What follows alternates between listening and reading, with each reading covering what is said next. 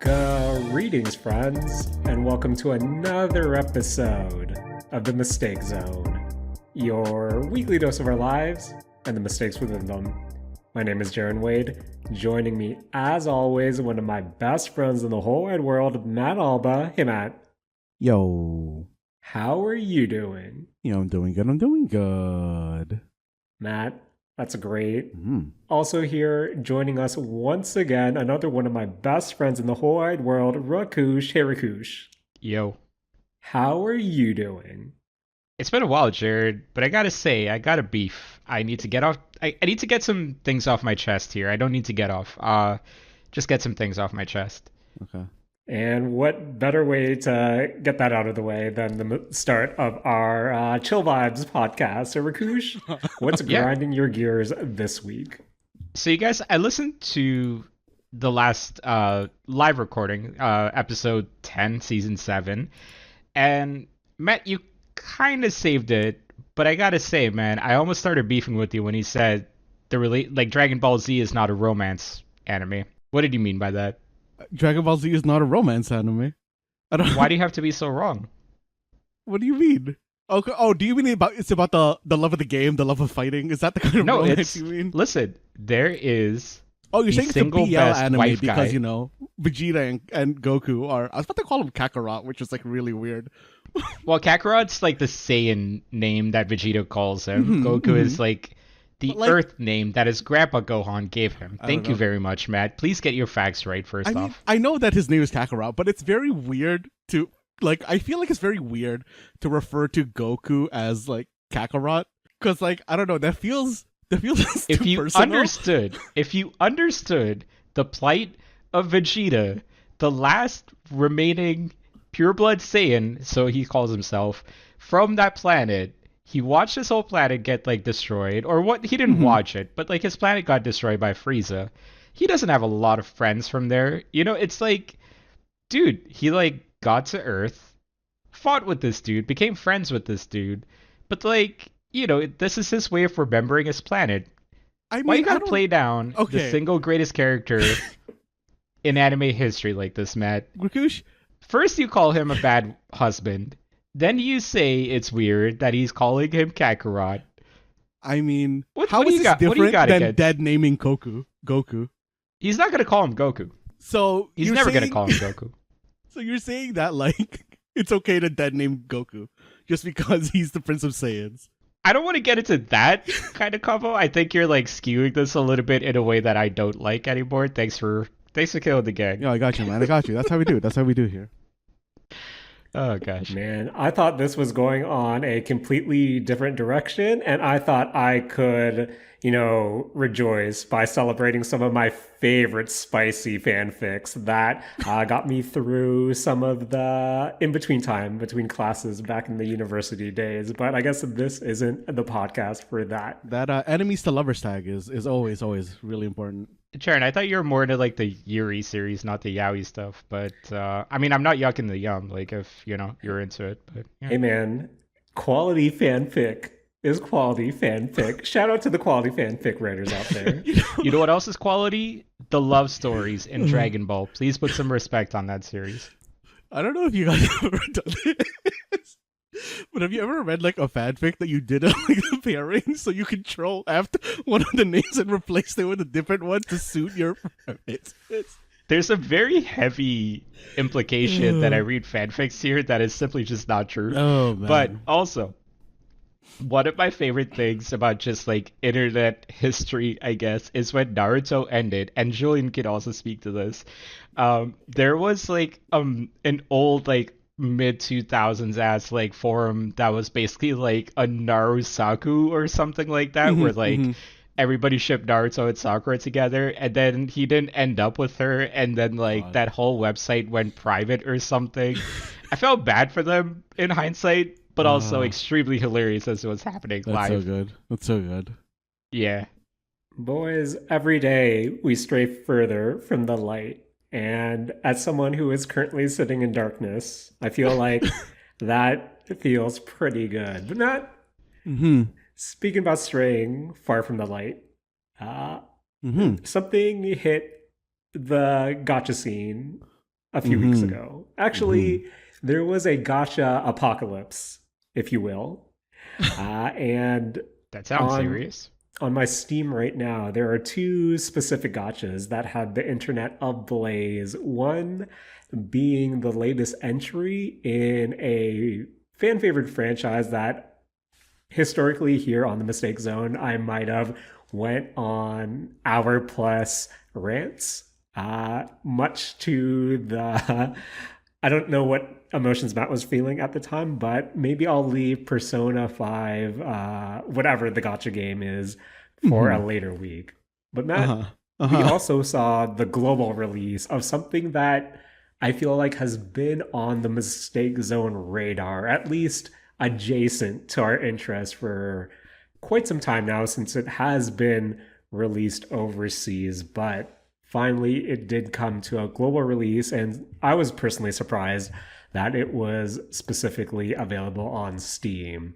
And when I'm looking at my friends who have played, that I have one pal who's sitting at 34 hours, and then at number 2 on my friends list, I see my boy Matt at 21.6 hours. So Matt, can you tell me about your close to one full day worth of Umamusume Pretty Jaren? Derby? So just to clarify, that is one full day in Steam. Just to clarify, I'm also playing this on my phone, and I'm also like multi-climbing it on another like non-Steam program on my computer. So Matt, as someone who we've had countless hours talking about Zenless Zone Zero, Yes. and you said that you couldn't do it again, that you refused to go down another gotcha hole. Matt, what has you running in this Pretty Derby? Jaren, okay, I think we need to start at the start of what Umamusume is. And, at the very, very like high level, Umamusume is a gacha game about horse girls racing. And when I looked at that, kind of just like as what it is, I thought this sounds like the dumbest shit. But when I got more into the game, I, looked into the gameplay and I realized, hey, I thought this was going to be a game where you control a horse racing girl, but you don't. This gacha game is how do I say this? It is a management sim roguelike. And what I mean by that is that in this game, what you are doing is that you are raising a horse girl. You're kind of just like, raising stats, and then you throw her into a simulated race with 8 to 16 other horse girls, and you watch them race. You have no control. It is all automatic. It is a simulation.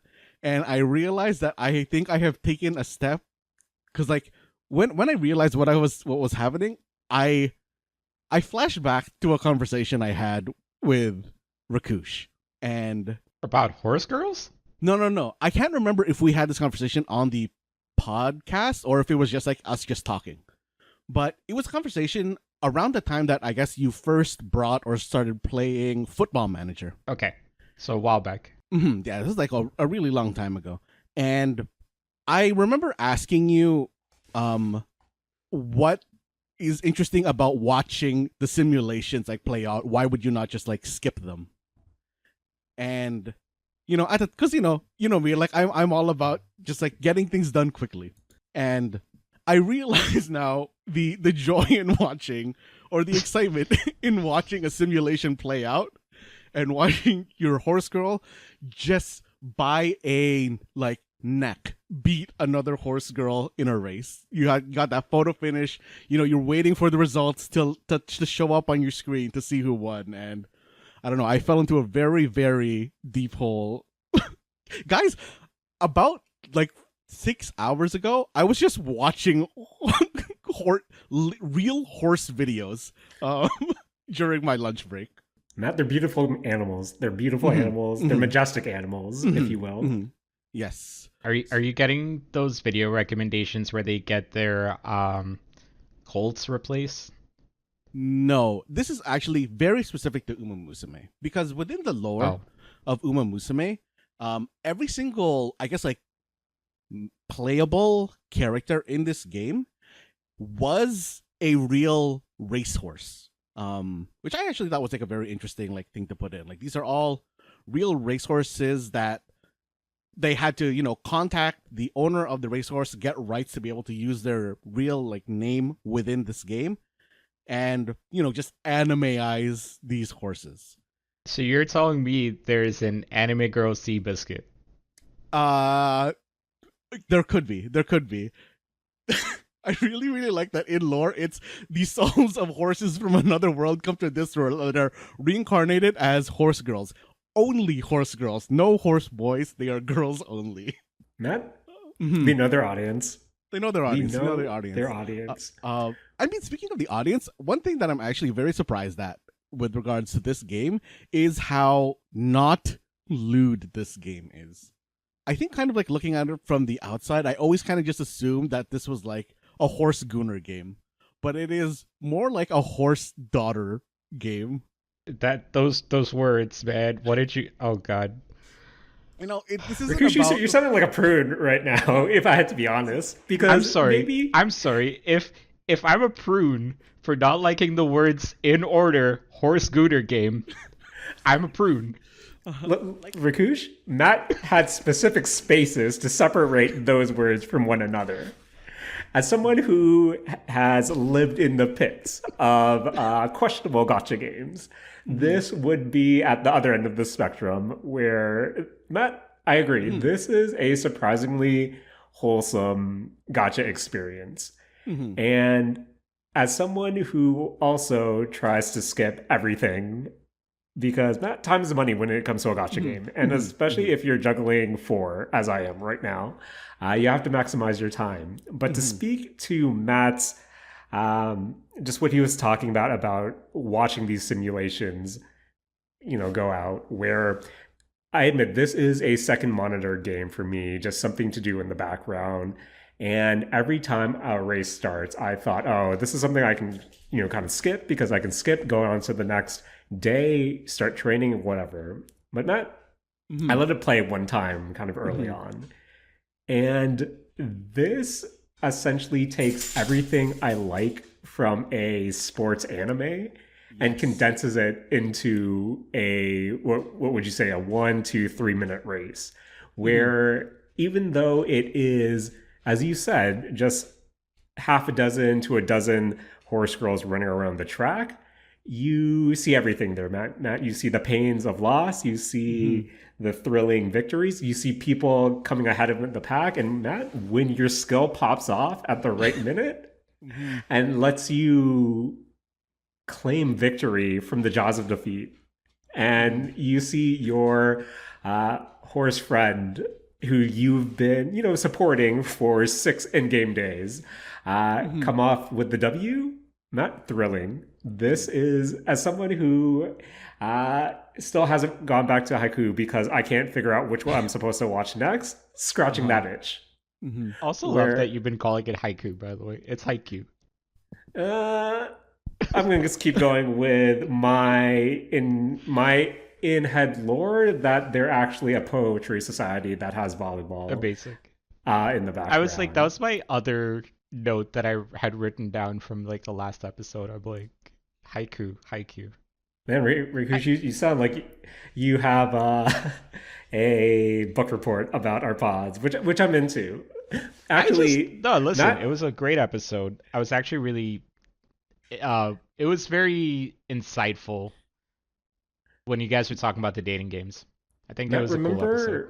When our 10-year anniversary came around and we had the goof of, hey, let's re-listen to the very first episode and give our commentary about what we talked about and how much the world has changed. And Rakush, I feel like every time you're not on an episode, you need to do a director's commentary version of said episode. And then in 5 years, we'll meta it where the ones who were originally on that episode will do a commentary on your commentary episode. And that's content, okay, so baby. like you can do the commentary for an upcoming episode, and then like I can do one for an upcoming I got you. Okay. That's not a bad idea. We can say that for the vault, but not The Mhm. real reason I really wanted to talk about Umamusume right with you right now is Yes. that this game has a, dare I say, one of the most generous re-rolling systems in any gotcha game I've played. Mm-hmm. Where, as someone who has skipped the tutorial in order to maximize my reroll efficiency, Matt, I don't understand Uh-huh. what I'm supposed to do in this game. And when Uh-huh. I'm trying to fumble my way around with going through the dailies and trying to get a grasp of it, but I feel like there's a lot of things going on. So, kind of to the best of your ability in this segment, Matt, what is the gameplay loop of Uma Musume? So the gameplay loop for Umamusume is in essence a roguelike management sim where at the very start, I guess to take another step back, there are two kind of gotcha pools that you can roll in. One is for the Umamusume themselves, which is who you can select to play as, and then there's one for support cards, which are kind of like just honestly just like kind of like trading cards of the Umamusumes kind of doing their own thing, and these are called your support cards. When you're starting a new, I guess, run, you select the Umamusume that you want to play as, and then you create a deck of 6 support cards.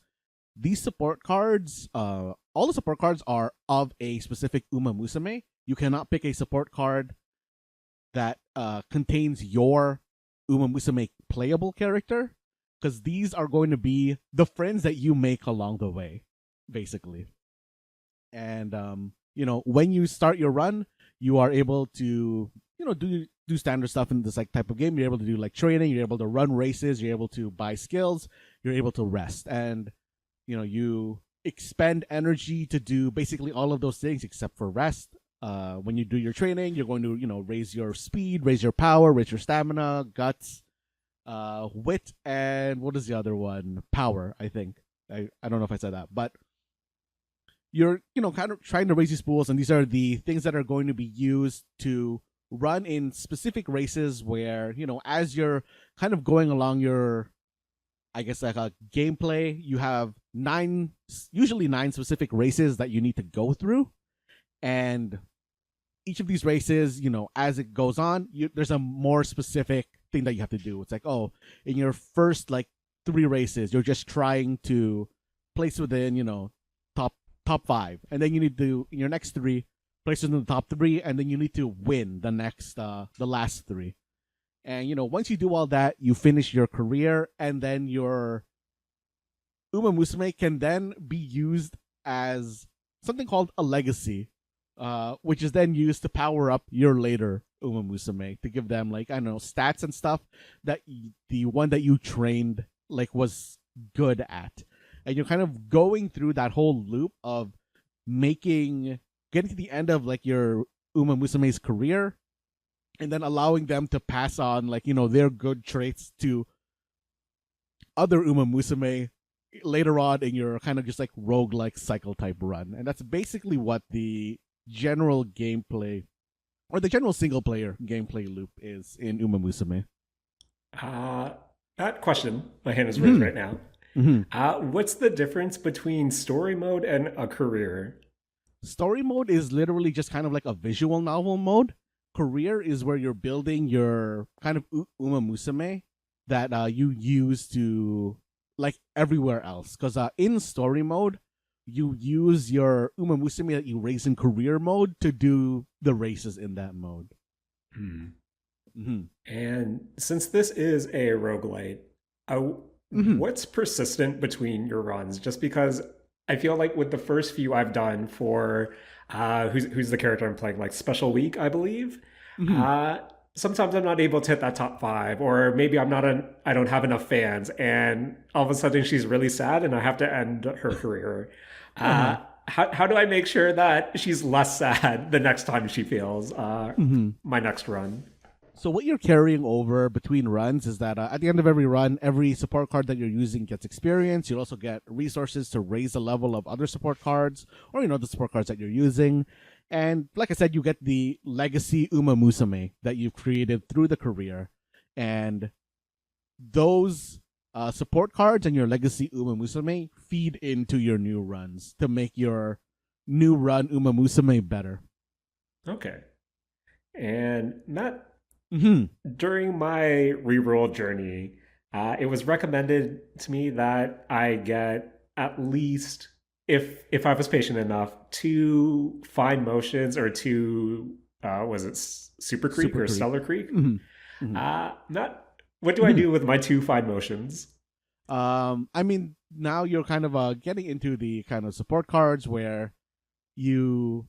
Jaren? What's a standard word for like using your dupes to empower your support card, or like dupes to empower the original? Like Uh, Mindscapes in like ZZZ, potential in Genshin. yeah, In this one, it's called potential limit limit breaking. breaks. But Mm-hmm. yeah, essentially you're kind of just limit breaking a character or Mm-hmm. adding potential or, just Uh-huh. adding a core to them. So for your Fine Motion, which is a support card, you are going to be limit breaking your current Fine Motion card, which lets you level it up even further. As you level up your support cards, the higher the level, the better their training bonuses are when you're using them. And as you limit break at certain, for certain cards, for certain limit breaks, they get additional power added to them, which Fine Motion is one of the ones that gets like a lot better as you limit break it. Fair enough. Fair enough, Matt. Mm-hmm. And I hear, Matt, in at the time of the recording, let's say in just over a week now, there is going to be a meta defining, at least one of the first meta defining characters to come to the game. Matt, Mm-hmm. what's the tea on that? So Kita-san Black is going to be coming out in about a week's time from our recording. I think by the time this comes out, it'll be the following weekend. And this is a meta-defining speed card, and on this one, you want at least one limit break. You like to max it out. You want three for the like full potential of the card, which is honestly ridiculously high. I don't like the I don't like this type of banner system where there's multiple things that get the rate up. I think that's something that always bothered me, which is why I really I really like ZZZ's like specifically targeted what do you call it? I guess banner. Yeah, the featured character banners. Yeah. But for Kita-san Black, you want the card itself, and then you want one dupe. And the reason that you want that is honestly this is just like a very very powerful speed card because the stats that decided to give it all work very well with each other, and when you do get it to proc your speed training, it does a very very good job of procking it. Like it is just like a very good stat stick type card. So Matt, Mm-hmm. as someone with poor self control and gives into his impulse easily, Uh-huh. uh how much are we looking to spend for this character? Ooh. Since you need at least like you want 4 cards for this, or 4 cards for this, like the original and then 3 breaks. I think a single guarantee is already like $200. Um, so Would you, as someone who has 21 hours under this game, would you Mhm. recommend a reroll scenario for this character? Or as someone who's already starting pretty late, am I done so? I personally am going to roll a little bit on this banner, because in about looking at the Japanese banners, in about I don't know, like half a year's time, they're expecting this banner to re-roll with a better second card and a better rate up.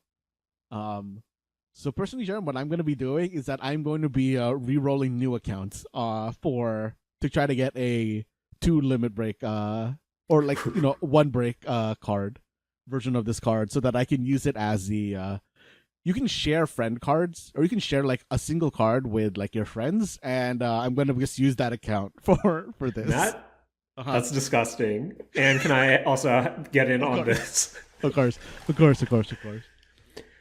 So, But yeah. yeah, I feel like this is definitely something that one, I should probably redo the actual tutorial so I know what's going on. But I'll be honest, Matt, every Mhm. time have started a career so far, I'm just skipping everything. I don't care for the dialogue. I'm just picking, hey, it's time to train. Oh no, her energy bar's down. Let's rest her. Oh no, her mood's kind of bad. Maybe she can do something recreational. Have you been paying attention to the story, Matt? Oh yeah, I've been following the story. I think there's like a very nice toggle where you can set everything to skip unless it's new content. Hmm. Which like I think that it does a pretty good job tracking, and I've kind of just been watching it, doing it that way, where Okay. you know the scenario or like the career stuff is like all the same on the career end. It just changes for each character, and I don't know. I kind of like sitting through the stories of these horse girls because Fair enough. apparently they like reflect the actual story of their real life horse, which I think is like pretty cool. Okay. Matt, Hmm. I know you sent me a bunch of reroll guides, so if any of our friends listening out there are interested, they're out there. Uh, I, Matt, you know me, I'm barely reading. I can barely talk on this podcast, so I don't think I have a good actual running, at least for my first character that I'm trying to bring to the end of her career.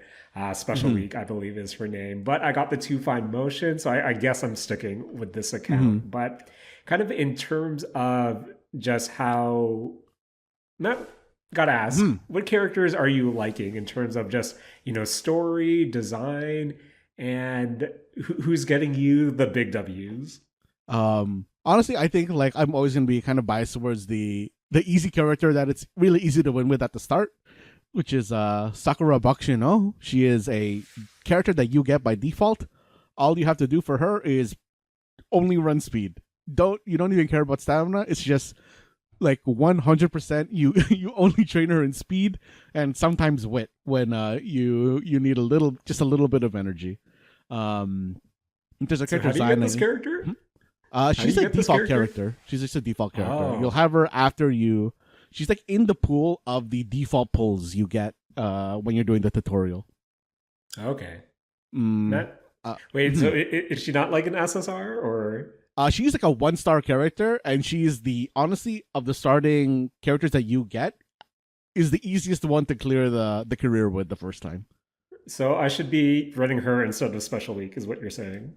I think so. Yeah, she is. Yeah, honestly, she is definitely the easiest one to clear the game with. I think. Okay, okay. Um, But in I'm terms of really design, liking.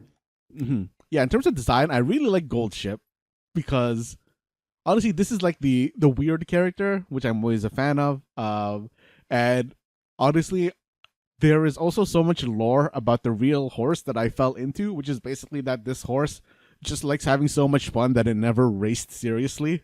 And everybody thinks, he's just pulling a one punch man, and if he ever got serious, it could actually win this race. But oh, I that's know it's a pretty good. That's pretty good. pretty good character, and I don't know, kind of just like dipping into like the lore of the characters is always funny. There was a Jaren. I think this was the most like anime ass thing I heard about this one of the characters, which is Daiwa Scarlet, which is Okay. that for the real life horses, like I said, like these are all real horses, and the owner of Daiwa Scarlet made it so that if you want to put my horse into your game, there was another horse that is in the game already called Vodka, who was Daiwa Scarlet's rival, like when they were really horse racing.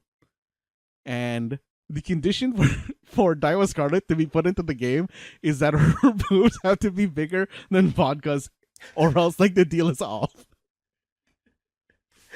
Matt, what I wouldn't give to see some of the paperwork behind licensing these horses for this Oh Horse man. Girl anime game. Mm-hmm. That sounds wild. But Matt, we've been Mm-hmm. at this for quite some time, but we have Mm-hmm. to go to Matt's Hot Tips Corner. So, Matt, if someone is Mm-hmm. playing this game for the first time or has been playing for 2 hours strictly for re-rolling and is ready to actually play this game, Matt, Mm-hmm. What Mhm. are your beginner hot tips for everyone to consider? Um. Okay, so of course, like you're kind of just going through your career. You want to run through the game at least once with all of the characters that you have available to you, because there is a very light PvP mode. Like you're not actually PvPing against anybody. It's the kind of mode where people set up a team and then you kind of race the CPU versions of that team. Um, so you should set up your characters, set up your PvP team to run against that, because that is just basically free resources for you. It it is like that blue currency at the top. You get like 5 of them, and it recharges one node every 2 hours, I think. It's honestly free. Like you don't have to interact with anybody for this PvP, which is really really nice. And I think like as far as like racing goes, for most of the characters, you do just want to focus on speed and just enough stamina to run your races. I think you don't really need to invest more than 600 in stamina ever. And the what do you call it? Yeah, and then speed is like your most important stat. If you are a front runner, you don't need to worry too much about power. The further back you get into the race, your power becomes more important. And I don't know, you want wit, enough wit to which I think is 300 to proc your skills like regularly. I think that's enough tips, or else I think we get more and more into like the weeds on how to play this game. Matt, I don't understand what the positions mean, so maybe I'll have to go Mm. to a Matt crash course in the Mm. Discord DMs afterwards. But I mean, that's all just Matt, like real life resourcing stuff at that point. fair enough. But Matt, this is Mhm. Umamusume, Pretty Derby, available on mobile devices and more importantly, Steam, so I can watch that juicy, juicy hour counter go up. Also, Mhm. achievements, which Mhm. apparently it's pretty easy to get all 20 of them as a free to play player. So that's something I'm also interested in. Matt, how many achievements do you have? I don't know. I haven't really been comparing them inside of Steam. Uh, I'm sitting at 7 of 20. Oh, okay. That's Mhm. less than I thought, Mhm. but still pretty high enough. Rakush, when can we expect you to race some horse girls? Very unlikely that it will ever happen, but I do have a question. Is Mhm. this the one that released in Japan last year? Like early last year? No, this released in Japan like 4 years ago. Okay, never mind. So we're still a few years away. The Mhm. only relation I have to Umamusume is it is probably the single ad that I saw the most while we were in Mhm. Japan. Yeah, this Because game's like like huge there. every commercial break, it was an Umamusume commercial. I love just like kind of going through the Uma Musume like subreddit, and half of that is like people asking how to play. The other half, like a quarter of it, is guides, and then the last quarter of it is people posting like Japanese people reacting to like global players playing. And it's pretty I good. gotta admit, it's a little bit of a throwback that like games don't just simul release at this point. So I kind of dig how like it's been 4 years between like Japan getting it and like North America getting it.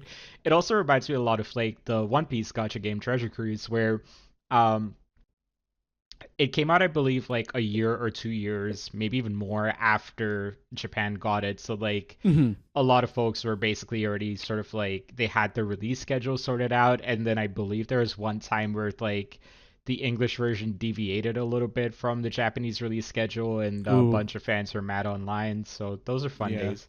I I feel like if you're going to be following, I guess like up on a release, I think you shouldn't really deviate, or yeah, deviate from the course in terms of what's been put out. But Jaren, I mean, you played a lot more gotchas than I have. I don't know how you feel about that sort of thing. Where I'm really surprised at the 4 year difference between versions, just because I know we mentioned it earlier, where this is something that's kind of hovered around the perimeter of our interest for the last, I guess, 4 years, Hmm. considering that I think about some of the Hololive talent who is playing this game and rolling specifically on the space themed horse girl that you can roll Uh-huh. right now, and kind of it's a trip just because wow, that was literally 4 years ago and now it's on my Steam.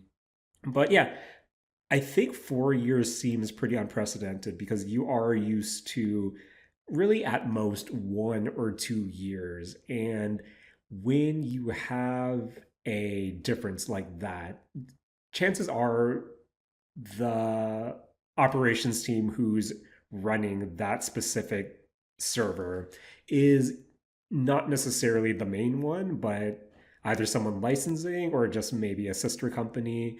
Mhm. And it's really up to whoever is running that specific server, um, what they want to do in terms of trying to actually catch up. And I think that's what I find most interesting, just because, now correct me if I'm wrong, it doesn't seem like this version of Uma Musume is going at a like a more sped up kind of rate just to try to maybe close the gap, that 4 year gap, or It is following an accelerated schedule, oh, it sort is an of. accelerated schedule. Okay, What they're interesting. doing right now is like all the banners are the same length as they were in the JP version, but the banners in global are overlapping with each other instead of being Hmm. like, back to back. Fair. I mean, Okay. they don't have to wait, right? Like you already have all the assets. The only thing you have left to do is do localization stuff. So I get it. But like I think Well, like as a gacha, you do have to worry about like people building up currency to pull on stuff, hmm, right? And just because it is a balance where, sure, with a global audience, typically they will put up with a accelerated rate.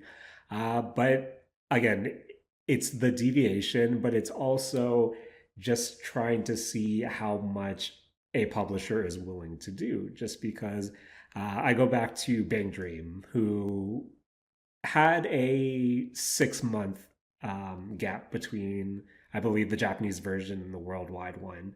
And I think towards two or last year, um, the global publisher tried to accelerate that even further, and that resulted in a lot of technical issues just because at that point you're also balancing different versions of games where we had some instances where people were looking forward to a specific event that couldn't be run on the current version because you technically needed the 3.0 version to run it.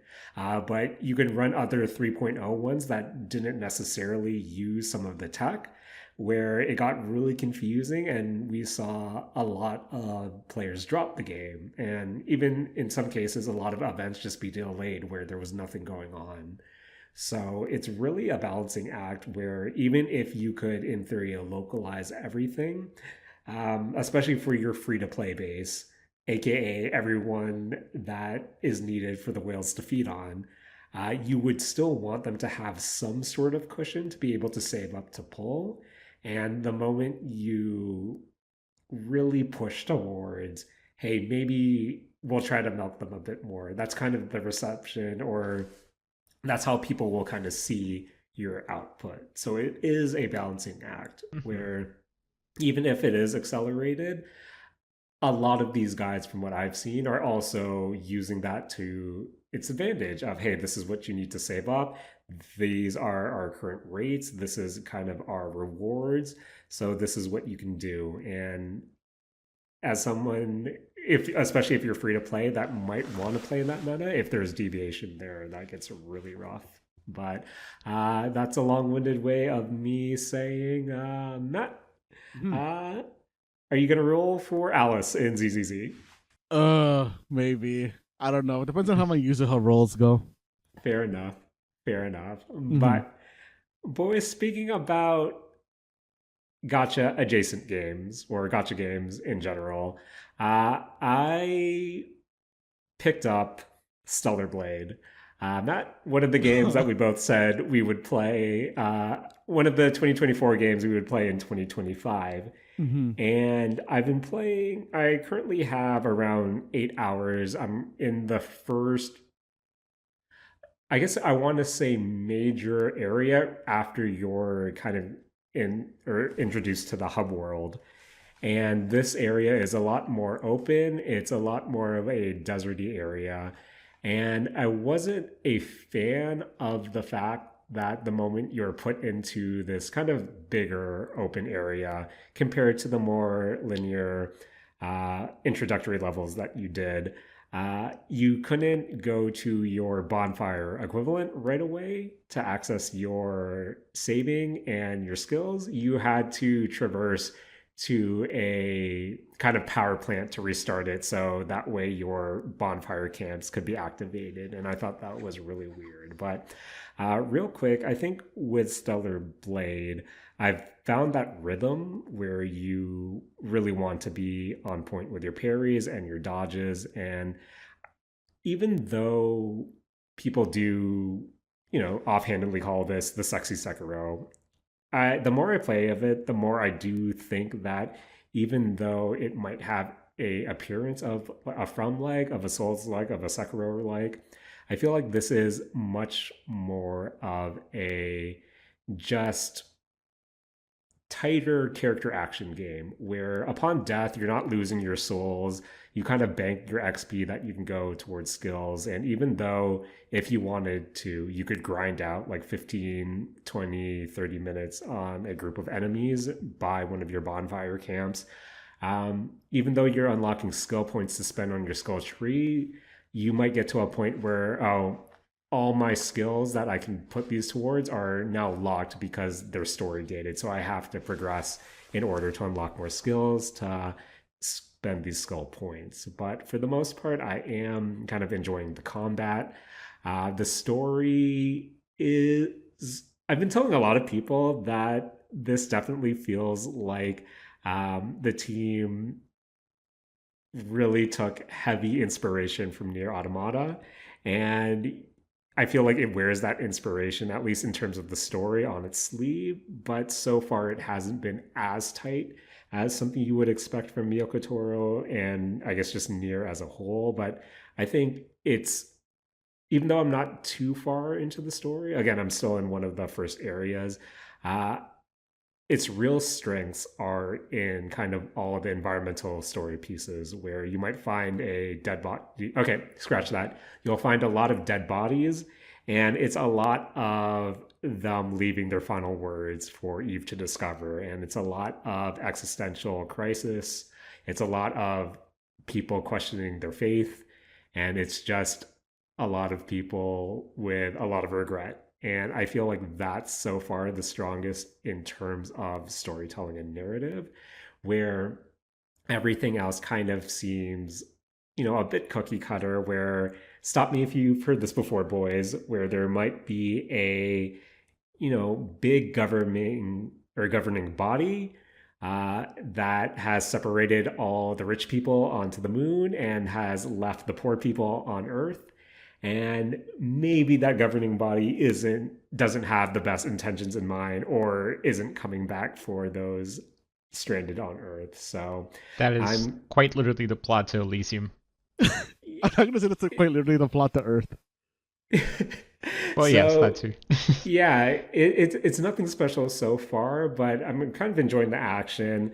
I don't think it's as punishing as Sekiro, especially, or maybe I'm just kind of used to these games now. But even all the different mechanics that you can add to your parries do look really cool. It's a really flashy game. It's really big on spectacle. But I think one of the other reasons why I picked this up was, since this is developed by Shift Up, who also does Nike, Goddess of Victory, you get a gotcha skin, a gotcha skin for the character Scarlet in this game. And the way you get that is, when I looked it up originally, it said that, hey, you have to get to the hub area, and play for 2 hours. So I took that to mean that, oh, that totally means that to get to the first hub, to get to Xeon, you have to play 2 hours of gameplay. And needless to say, I got there in 5 hours just because, you know me, boys, I'm trying to look through every corner to find every secrets. And I have to admit, maybe detective vision wasn't the best thing to bring to gaming, because I find myself hitting detective vision or Stellar Blade's equivalent every 5 seconds just to see if there's anything of note around me, where it's pretty good for completionist sakes, but as a gameplay momentum, gameplay flow, it's just me starting and stopping every now and then. But I regardless, was what's up? I was just thinking recently about how like some of these game mechanics that we saw get introduced into like, all of our games from like the late 2000s and early 2010s, like I feel like detective vision and like wall running are kind of like really prominent in games nowadays, and I found that lately to be like really fascinating how like it went from being this like super revolutionary sort of game mechanic and system to now just being like everywhere and being a little bit played out. Yeah, I mean, there are gaming trends, and I feel like with Detective Vision, when it was introduced in Arkham Asylum, or at least made more prominent in Arkham Asylum, it was just something that stuck, where it's a good Mhm. idea just in terms of player accessibility. It just kind of helps you point to a direction of where you need to go or secrets you might need to Hmm. find. But at the same time, I don't know, for a game player like me, I it becomes like a weird crutch where I'm constantly Yeah. spamming them. And I'll admit I don't like how I haven't tried to change the key bindings, but by default it's the select button. So you know what that means, boys? If you want to access the map, you have to pause and then hit right bumper like 2 times to get to the map. And as someone who is Mhm. in a more open world right now, that doesn't feel great. Where Matt, what's your Uh-huh. preferred detective vision button on a controller? I feel like I'm used to it being on like left bumper or like one of the sticks in or something like Mhm. that. But yeah. Where I feel like I need to. I hope there's a good controller rebind so I can like bind it to one of the 8-bit Do buttons. But yeah, I feel like that's something that I should really bind. But regardless, uh, I'm playing just to get this Nikkei skin, and I finally get to Zion. I get to the Nikkei box, and boys, it tells me that in order to get my skin, I have to opt into the data sharing for Classic. me to send my gameplay information to Shift Up.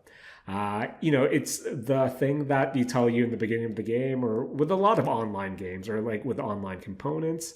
They'll ask in the beginning, "Hey, do you want to share your gameplay data with the publisher?" And boys, I usually say no, and I said no this time. And then I looked it up, and it said, "For yeah, you have to opt into that for you to get the skin for Nikkei." So I opt in, and it's not retroactive. I have to play 2 more hours because there's literally a countdown for, hey, you need to play 2 hours to get the skin. And I think the sinister thing is when you think about it, oh, they put that 2 limit timer just so you can't refund this on Steam once you get the skin, which take that for what you will. But now I have Scarlet Skin and Nikkei, and I have a pretty decent character action game. Um, Boys, would you be surprised that if you looked up the mods of this game, there's just a lot of costumes and not a lot of quality of life stuff? Yeah, that No. tracks. That tracks. Yeah, that's like the least surprising thing I've ever heard. Hmm. Fair enough. Fair enough. But yeah, that's my time so far with Solid Blade. I'll keep playing with it, and maybe I'll see more of the story and kind of give my thoughts on that by the end of it. Plus, there's still some Nikkei DLC I need to find, some Near DLC I have to find. That's part of the complete edition. But yeah, I'm having a good time right now. But boys, Shift Up, Korean developer. And in many ways, you could say that Eve looks like a K-pop artist, at I see least what you did. visually. I see what you did. And boys, I feel like we've also watched a K-pop adjacent movie this past couple of weeks, where Rakush met. Hmm. I guess if we really wanted to, we could be a group of K-pop demon hunters. Rakush, which character? No. You have to No. assign each of us a character. What's your call? Are we the girl band or the boy band? There's three of Depending on us, that. so we're the girl band. Uh, I think I think you would be the pink-haired girl with the glasses. Yeah, I think Jaren reads Mira to me. Yeah, that's the name. I'm bad with names, so I'm gonna rely on the two of you to name them. I think I would be the one that gets called out as wanting to please everybody, I don't which would know. make Matt the lead character. Mm, So yeah, with a hidden strength. There you go. Actually, that's a perfect fit. okay. And Matt, Hmm. question for you. Uh-huh. Uh, so we've all seen the movies. We're gonna go in light spoilers. Let's just say the lead girl, Rumi, by the end of it, we see her on the posters with the rest of the group. And she has her demon marking. Spoilers, Rumi's a part demon. But Matt, Uh-huh. realistically, what's the state of tattoos in the K-pop industry? Not good. Not good. Probably. Most So likely not Matt, good. Uh-huh. would Rumi, would Huntrix and Rumi pass post demon coming out? Honestly, I don't think so. I think Damn. they would start to be looked at as a problematic group. If it were a true K-pop, Hmm. if it Hmm. were a true like K-pop industry, it would be a scandal. You hate to see I it. You Oh hate to man. sorry, see I cannot it. remember 30 seconds back. Did we actually introduce the name of this movie? Yeah, I think we did. So K-pop K-pop Demon Demon anyway, Hunters. Hunters, Yes. streaming on Netflix. it is. Hmm. But Matt, as Hmm. someone of the three of us, as someone with, uh, let's say, a K-pop background or more interest in the K-pop scene, Uh-huh. kind of what were your overall impressions of K-pop Demon Hunters? I thought that this is about exactly what I expected it to be, and it made me really want a KDA movie. Fair, actually, really fair. What's Uh, KDA? The League of Legends, like KDA, the K-pop band that they made in League of Legends. Ah, got you. Okay. Mhm. Matt, what's the K-pop version of an Oshi? Bias, I don't know. yeah, I think it is bias Yeah. for the most part. Hmm. That's it. I didn't really have a Oh, follow-up to okay. that. I Okay, just well, you're going somewhere I with I that. don't listen to a lot of K-pop, so I actually have a lot of learning to do in the next 15 minutes, I guess. Okay. Who's your bias? I don't know. Well, Fair. But Rakush, something you do know, what were your overall impressions after you watched K-pop Demon Hunters?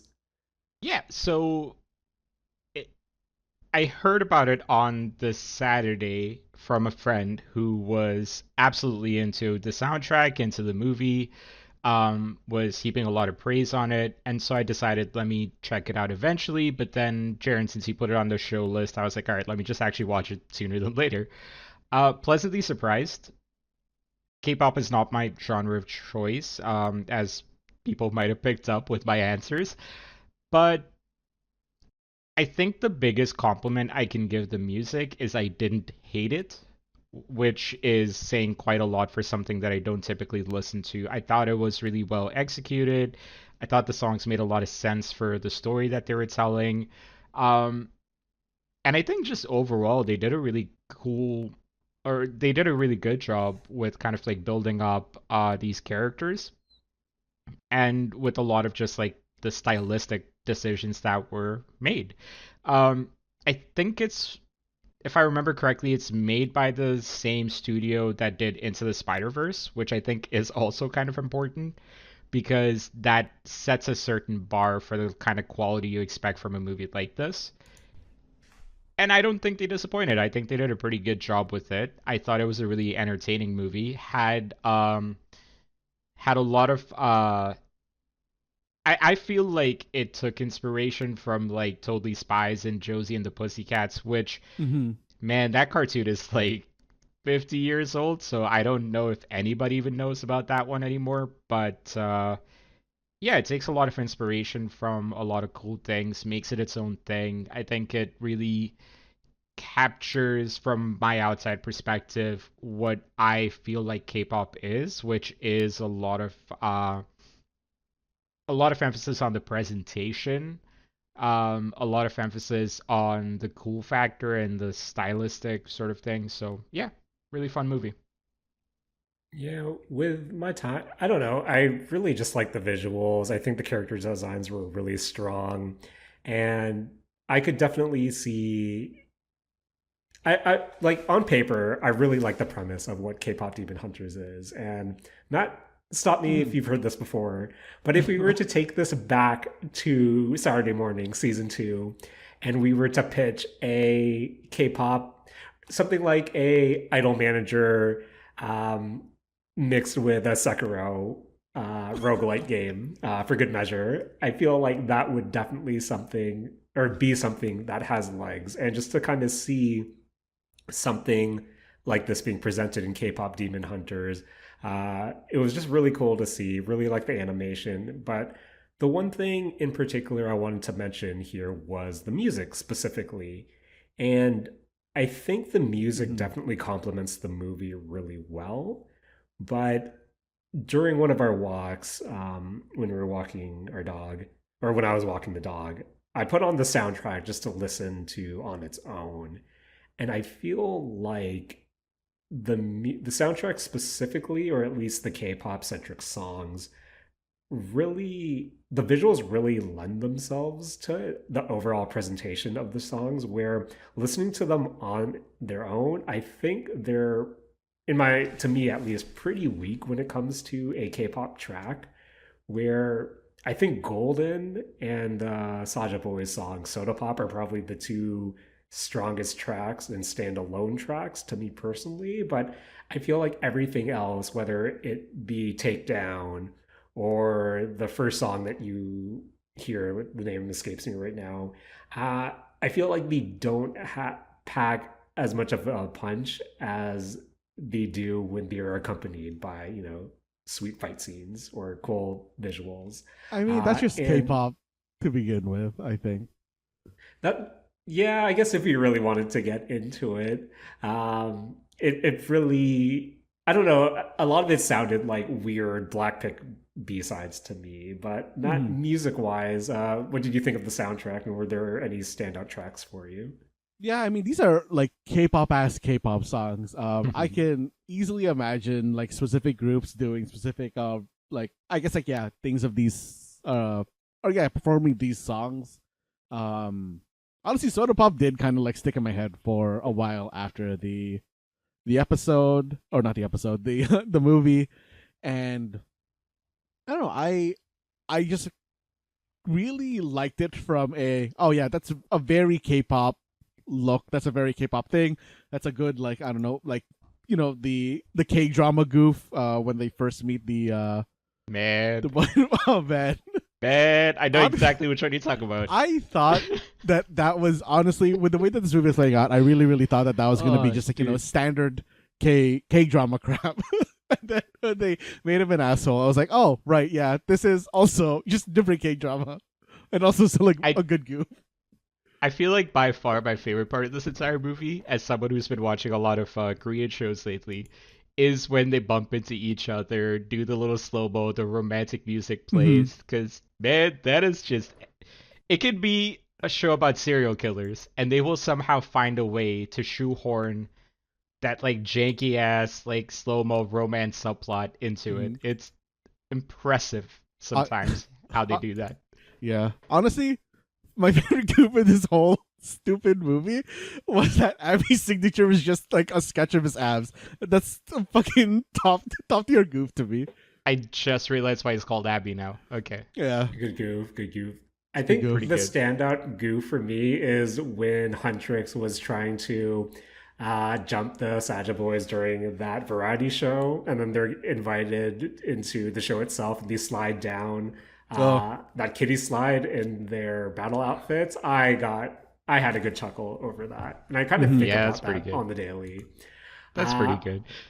but yeah, in terms of kind of legs, or do you think that there could potentially be a sequel to this or a spin-off, or do you think this is a pretty self-contained story, Rakush? I can definitely see Netflix ordering a sequel to this because I think it's getting the kind of success that allows at least one movie more to be made. I don't know if it turns into a whole franchise. They might try to make it into a TV show. I don't know, but considering like I mean minor movie spoiler. Well, actually no, major movie spoilers. So for the next couple of minutes, skip I mean, forward. I already said that Ruby was a demon, so I'm That pretty I feel like sure. is a minor spoiler. I'm pretty sure that's in the trailers. I haven't watched a trailer, but I'd be I surprised. I was actually surprised at that twist. All I knew from the trailer was that hey, uh, these Saja boys are demons and we're demon hunters, so we have to get them. But kind of the reveal that Ruby was a half demon herself. I I kicked myself because I should have saw that coming, but I was actually surprised, at least from the trailers I saw, that it wasn't mentioned. So Interesting. I mean, it only happens like 30 minutes in. I don't know if that's a big spoiler or not. But that's a deeper conversation around what we consider spoilers. Anyways, I digress. I think like considering the main goal of the band is to turn like the waveforms golden, I think there's a second movie to be made about that. So I definitely Mm. don't think it's done. I don't think there was any sense of finality to even like the final fight or anything like that. So I feel like it's set up in a way where it's like if this is the only movie they make for it, it's fine. But if they have a sequel, it's also fine. I think it's kind of intentionally open-ended in that sense, which I got general issues with how streaming movies and streaming franchises are kind of like that lately, but that's I don't think that takes away from the overall quality itself. fair. And Matt, if there Mhm. was a sequel or a spin-off, what would you want to see out of the world of K-pop Demon Hunters? Oh, I don't know. I feel like the plot of it was like really weird to me, so I don't Hmm. actually know what I would want out of a sequel because I felt like this was very I don't know, plain. I don't really know what to say about like the Yeah. actual like plot. So maybe I could use this as my excuse to get into some of the things I didn't like about it. Like I don't think it's a perfect movie by any stretch of the imagination. Yeah, like I think it was a Uh fun movie more so than yeah, like yeah. I will say it's really well done. But I do think it's incomplete in many ways. Like I think some of it is me just being a little bit snarky to be fair, but like one of the questions I had at the very end of the movie is what do all the fans that live in this universe think happened on that one day at like basically the final day? Like what do they think happened? Like there really wasn't a lot of explanation of what this universe's like Seoul, South Korea is.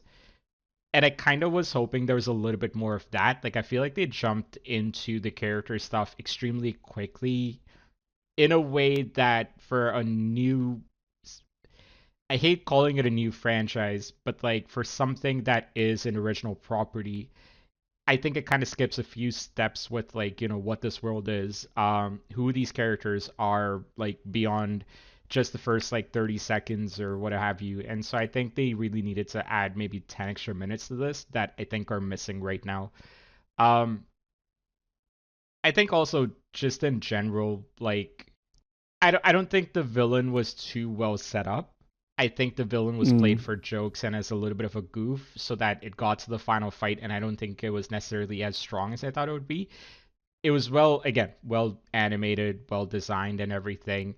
But story wise, yeah, like I do feel like it was missing a few plot points. The last complaint I have is honestly just me again being a little bit snarky, sassy, what have you. But like I really hate this trend of movies that have like dialogue that is just meant to be like, oh, look at this. Like, we aren't like, white Americans.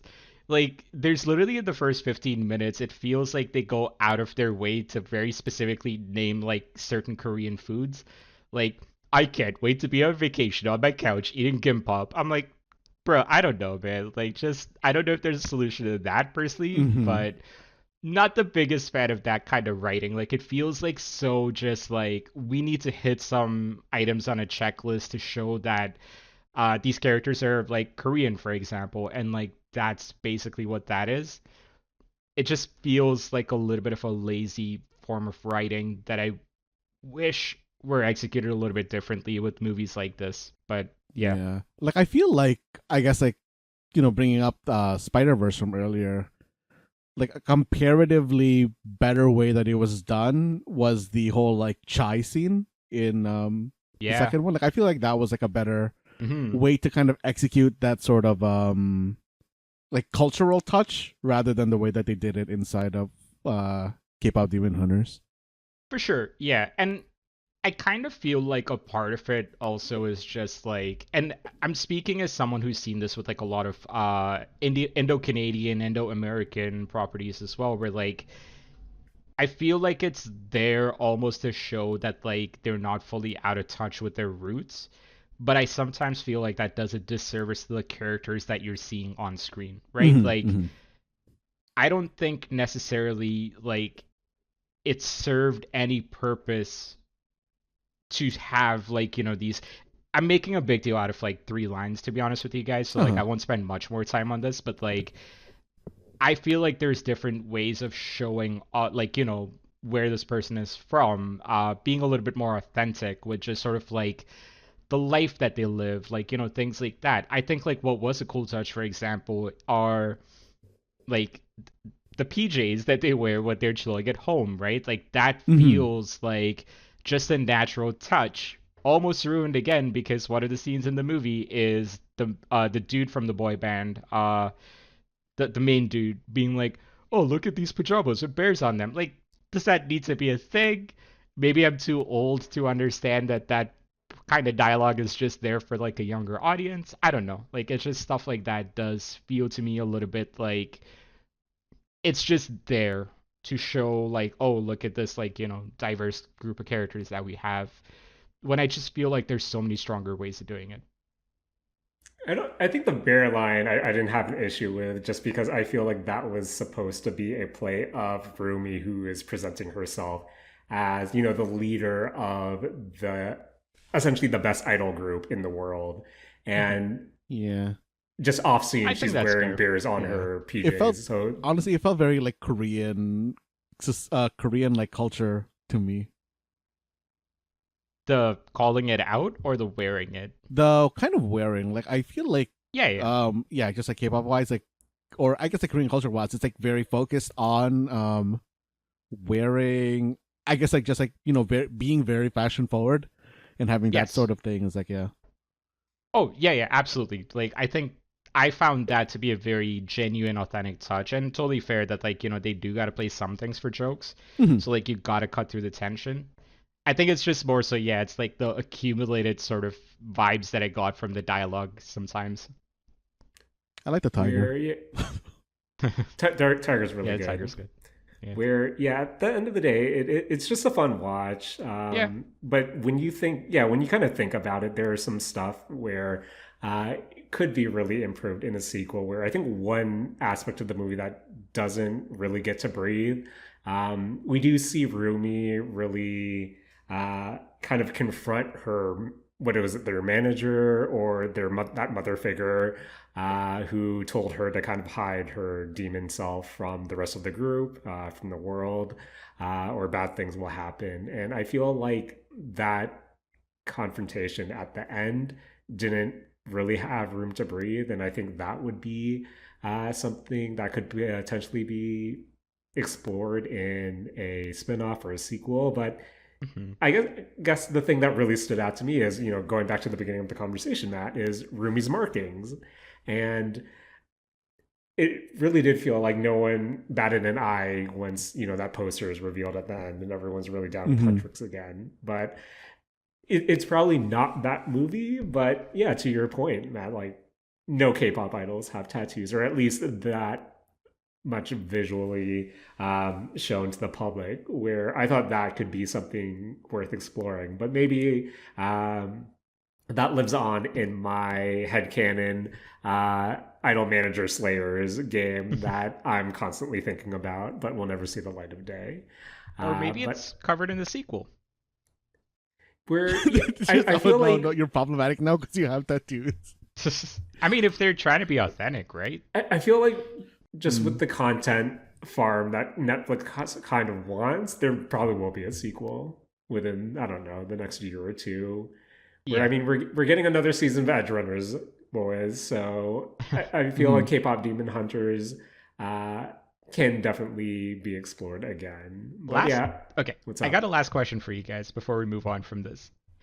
Would you guys want to live in this universe? because I'll be honest, I kind of found this to be one of the most terrifying universes I've ever seen in media. Really? I think that Yes. from a civilian's point of view, this universe would be fine. You know what actually terrifies me? It's not the demons, it's not the whole soul sapping, none of that stuff. The thing that terrifies me is how reliant everything is on social media presence. I mean, And, that's K-pop, baby. that's That's just K-pop, baby. Yeah. Yeah, you know what? That's terrifying. I would not want to. That scared me shitless. Is kind of just that gave me anxiety seeing like how online the entire universe was. I'm like, I don't Honestly, like that. you know what? That's not even K-pop. I think that's just like 5 years removed from us. It, I think it's reality. I think I'm just scared of reality, you guys. Yeah, I was gonna say, Rakush, you're living in it right now. Hate to Oh. break it to you. I gotta be honest, man. I've been off social media for the most part. Like, I don't use Instagram, been off Twitter. It's been great. I've started journaling. Life's beautiful. So, Matt, as the fellow broken person here on the podcast, any closing thoughts on K-pop Demon Hunters? Oh, fun watch. I don't know. Would listen. I have listened to the Soda Pop song again. The song Idol's lyrics were way more on the nose than the original lyrics for Golden, and I don't know. I think I still like the song for Idol. Final question: Who has the better takedown version, Huntrix or the Twice version? I don't know the difference between the two. I don't think I listened to the Twice version. Fair enough. I think I prefer the Huntrix version, but anyway. Also, don't get me started on how diss tracks in the year 2025 are treated versus how they were like when we were 6-7 years of age. Like, man, talk about the universe changing. Talk about our society changing. Hey man, you got to do what you have to do. Yeah, that actually really bothered me. The diss track in this thing doesn't make sense if you don't know they're demons. Right? Yeah. Okay. Are we getting started on the diss track part? Because I could go a couple of minutes on this. Yeah, you know what? I want to talk about this because we're not going to talk about this ever again. Nope. Okay. You start with yours because I feel like yours is actually more relevant to the movie versus mine. But go ahead. Like one that when you like take one step removed back, the diss track sounds very, very racist. And like, Yeah, it's not great. yeah, and then It's not great at all. Yeah, two, within the context of that universe, it makes no sense. They just seem super butthurt about Saja Boys. But yeah. Yes. Because I was thinking that too, right? I'm like, okay, what if they'd gone through with this plan and these, like, what are they, Saja Boys? Yeah, the Saja Boys. If the Saja Boys, they just seem like nice dudes in general. Mm-hmm. So, like, yeah, they're just going to come across as, like, complete assholes. Yeah, they're just like being petty because they're taking their fans. Right. So, like, and also, I don't know, like, plot-wise, that shit didn't make any sense. Yeah, I don't know. Oh, Lyrics didn't make any sense either, yeah. Yeah, it was a really weird play. Also, just generally, like, the concept of, like, we're gonna save the world with a diss track. Just, listen, when I say it like that, sounds phenomenal. But also, man, like, as someone who, like, grew up listening to a lot more of, like, the, like, boom bappy rap music and, like, following a lot of, like, rap beefs and, like, how diss tracks were used in those rap beefs. I think the most notorious one being, Notorious B.I.G. and Tupac, Jay-Z and Nas, like, recently Kendrick and Drake, like, the level of vitriol that were in those diss tracks, I just don't think there was any proper way you could have actually translated that into a movie that is at the end of the day likely for teenagers.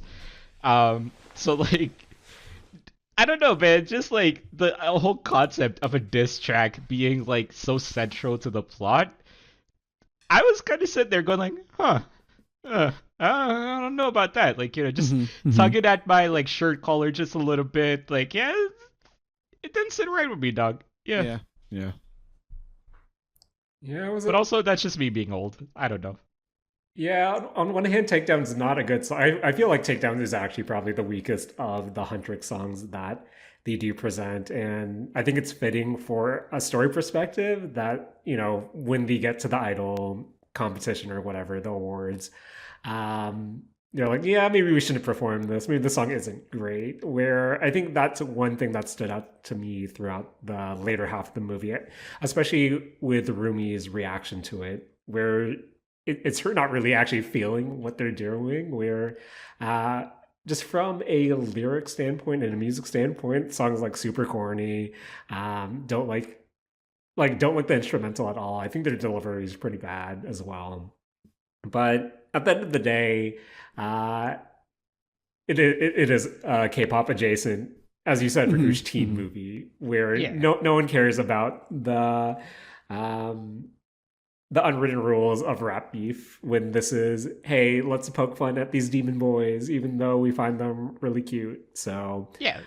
Like we're in a post Snoop Dogg and Martha Stewart society, right? Like you cannot treat old rap music with the same level of like seriousness anymore. That shit is all corny as well, to be fair. It's all honestly a lot of toxic masculinity as well, if we're really being honest about that stuff. But yeah, there is definitely still a part where I'm like, oh, yeah. So K-pop Demon Hunters, you can stream it now on Netflix, and you can watch. Speaking about spicy fan art and spicy fanfics, if you know, you know, and I'm going to leave it at that. Boys, we've been at this for quite some time. I know we have some other topics, but maybe we can save those for the vault or maybe some central episodes. But there's one thing we cannot save, and it's that time once again for the weekly Don't Match Me challenge. And right. Rakush, I believe you're up on stage right now. Yeah, I was trying to make a horse pun there, but I can't think of anything. It's just too late in the evening for this. Horses, don't match me. Guys, what is Don't Match Me? I haven't been on this recording for a couple of weeks, so let me try my best to explain this here. Don't Match Me is the game we play where one of us takes turns each week asking 5 questions, and the other two, or three, how many ever, folks are joining the recording, try to not match the answer that I'm going to give this week. If you want to play the hard mode, you want to try to not match the others as well. So, 5 questions. I'm going to jump right into it here. Horses. We talked about Umamusume earlier. So, guys, I think I'm going to start off with a little bit of a straightforward one. Just name one of the Umamusume characters. I do gotta admit, I was a little bit nervous as you were talking about this game earlier, Matt, when you said that they were inspired by like real horses, because that might have rebooted one of the questions, but no, turns out it doesn't. So, Hmm. all right, answers in three, two, one. I'm gonna go with the first one that pops up for me, and that is Happy Meek. Mm. That is one of the few in Umamusume Umamusumes that is not based on a real horse. Ooh, That is a interesting. anime original. Anime original, so not even Gacha original. Or yeah, sorry, like series original, Yeah. Got it. Okay.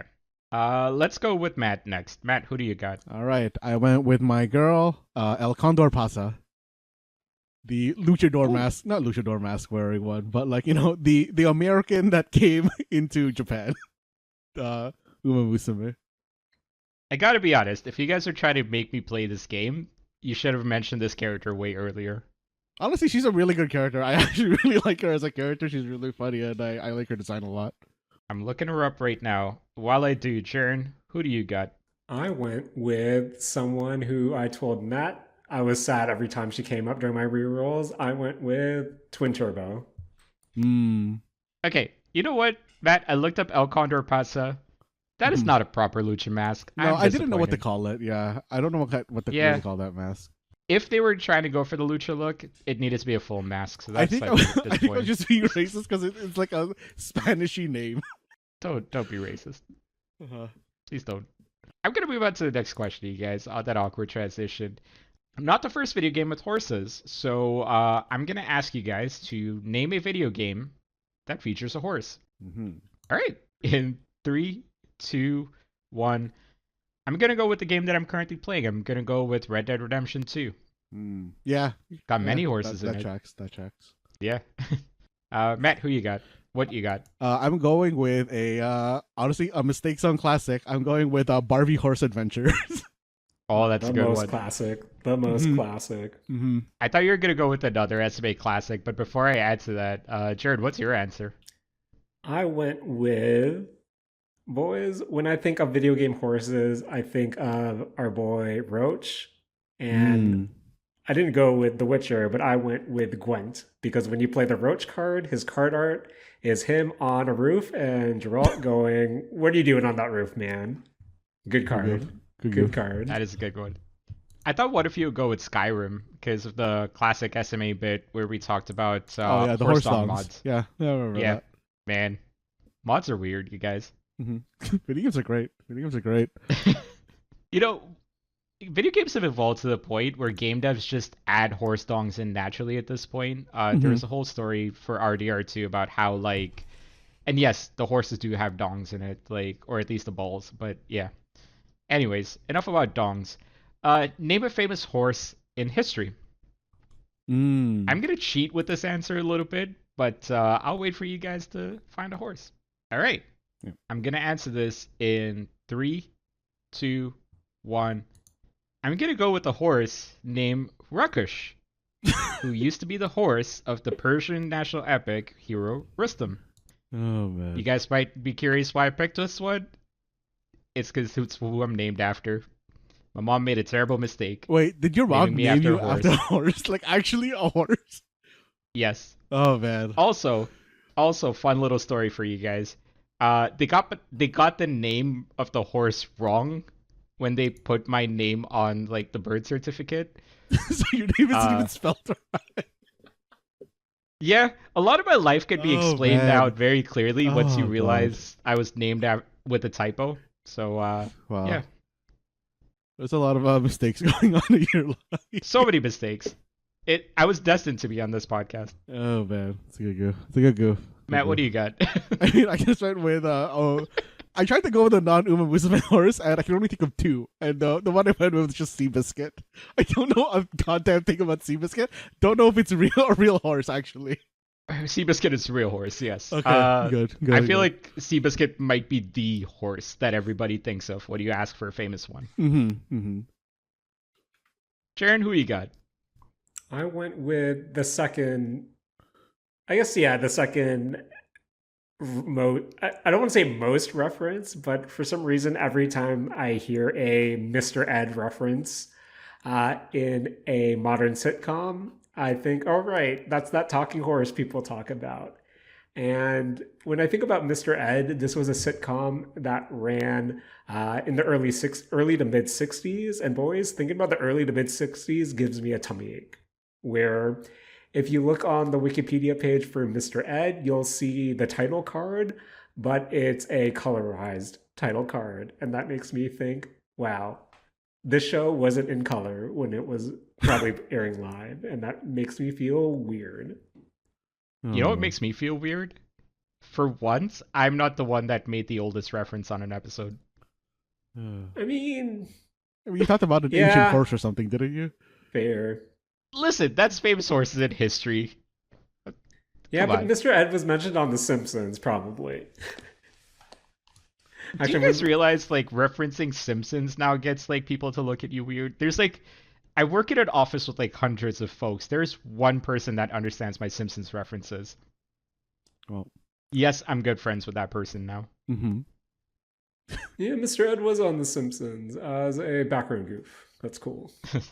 Well, guys, 2 questions left. I'm gonna move on to the next one here. Name something a horse would eat. Okay. All right. In 3, 2, 1. I'm gonna go with oat cakes. Oh, Oat good. cakes being the default thing that you feed the horse in Red Dead Redemption 2. Mm. Fair. Matt, what do you got? I mean, I went basic. I just went with carrots.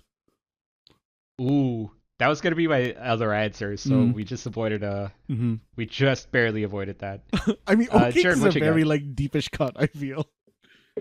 See, I'm trying not to go with the obvious answers with these because I'm trying to not match you guys either. Mm. So that's why I went with oat cakes. Boys, as someone who has lived on the internet, I've seen a fair share of horses eating men's toupees, so I went with the toupee. That's a good one. Oh man. That's a really good one. Jaren, bring in the deep cuts, man. It's great. I mean, I've yet to see Mr. Ed eat a toupee, but who knows? Maybe Google will help me out here. I will look this up later on. Guys, I don't think Mr. Ed ever ate a toupee. That we know of. Fair Guys, enough. I didn't Fair know enough. who Mr. Ed was before Jared started talking about him. Over under, how many of our listeners do you think would know Mr. Ed? Percentage 0. wise. 0, and I'm gonna leave it at that. Okay. Well, last question, guys. On that sad, we're old note, just name a horse breed. Oh. This is actually quite the easy one, because there are quite a few different horses. I don't know horse breeds. You know, I was looking down the first thing in my head was like, oh, pony. That's definitely not right.